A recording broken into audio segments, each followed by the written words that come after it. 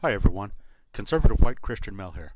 Have you ever been to church during election season and the pastor tells you it is so important that you vote the right way on all these issues that we have on the ballot, and then leave it at that, just kind of look at you, not say which way is the right way? Well, I've gone to a handful of churches through my travels, and every time around election season, that's about how they present it. They don't really talk about the issues, they don't talk about the candidates. They just stress the importance that you vote the right way and don't give any other information than that. Well, the reason for that is that typically is that they're a 501c3. And if they have filed to be tax exempt through 501c3, which is U.S. code, then they limit what they can say for political stuff. They limit how much they can lobby, and they cannot endorse any party at all. So that's one of the problems I have with a lot of churches these days, is that they are tax exempt through 501c3 status. A couple months ago, it was really bothering me about this. It was during the election time, and I knew why they did it. And I researched my church through one of the websites, and it was a couple months ago. I wasn't making videos at the time, so I did not annotate the website I went through, but it does a 501c3 search, and my church was not on there, and I was so very frustrated. I'm like, are you seriously telling me that they're gonna act this way when they're not bound by the code that they selected to be tax exempt under? And I learned something interesting today, so I was doing a little more research, and I'd like to tell you a bit about it. Oh, I have to throw this in when we're talking about the mentality of the IRS that we are dealing with. On this website it's a webinar that they use for their training, for their continuing education. Look at how they put the time.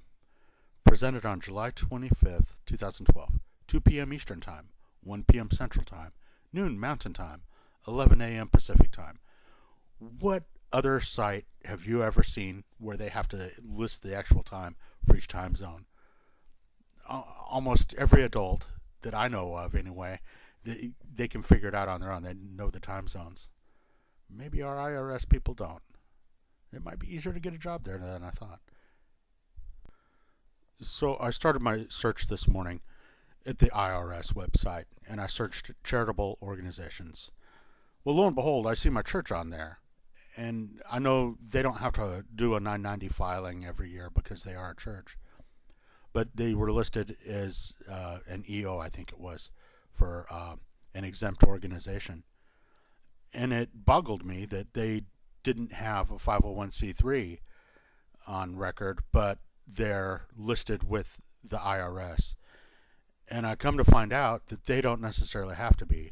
I found going through the websites that they can be part of a parent organization, which I know this church is. Most churches are set up in some kind of chain of command type thing where they'll have a regional and then maybe a bigger region and then a national that they're set up through. And any of those can make a list of the ones that fall under their 501c3. So I'm quite certain that that's what it is.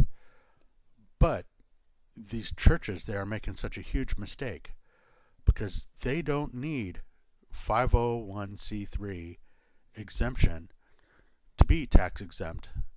They don't need 501c3 exemption to be able to take donations and let the people donating get to write that off. It's automatic. It's our First Amendment right under the Bill of Rights. Part of the First Amendment states, Congress shall make no law respecting an establishment of religion or prohibiting the free exercise thereof. And putting a tax on a church would be prohibiting the free exercise thereof. So that's a very important thing to note. And even the IRS states that churches do not need to file. They are automatically exempt. As a side note, while I'm in the area of the Constitution, prohibiting the free exercise thereof, marriage is a church exercise, so similar to a baptism or bar mitzvah. It is something that the church does. You get married in a church typically. God gave us marriage. The states do not have the right legally, ethically, to make you get a license before you get married. It is a church function. It's a function of the church to do your marriage. They don't have the right because the Constitution specifically states that things that are not in the Constitution, those are to be determined by the state. But the free exercise of religion is stated in the Bill of Rights. It's in the First Amendment. It's something to keep in mind. These are things that we're going to have to fight for to get changed. When a church puts in to be considered for tax exemption under the 501c3, what they're really doing is saying that they will abide by the state at that point, the state being the federal in this case.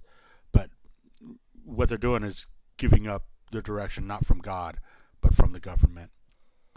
And they have to answer all kinds of questions. There's 2 pages of questions that they have. And it's about, do you have a written creed? And if so, tell us what it is. Do you have a formal code of doctrine and discipline? If so, describe it to us. And it goes on. There's the hierarchy of your church. What is the average attendance? Do you have regularly scheduled services? All kinds of intrusive questions. Yeah, one of them is, do you conduct weddings, funerals, baptisms? I like number 17. Do you have other information you believe should be considered regarding your status as a church? See, they don't necessarily have a definition of church. They don't necessarily have a definition of religion. And that's because Congress is not allowed to make those laws that define what a church is or what a religion is, because you have the freedom to exercise it in the way that you want to. A church, by nature of being a church, is tax exempt. By requesting status under 501c3, they agree to abide by the rules set forth by the government. So what they do is they waive their freedom of speech. They waive their freedom of religion. They waive their right to influence legislators and the legislation that the legislators craft. They waive their right against that. They waive their constitutional guaranteed rights. They are no longer free to speak the vital issues of the day. They become controlled by a spirit of fear that if it doesn't toe the line with the IRS, it will lose its tax exempt status. And what they essentially become is a state church. And there is few things I can think of that are worse than a church that has sold out to the state, because they don't have the freedom to teach you what you need to know, that what you go to church for. What do you go to church for? Do you go to church to learn how to be governed under God's way or governed under the state's way? Something important to think about.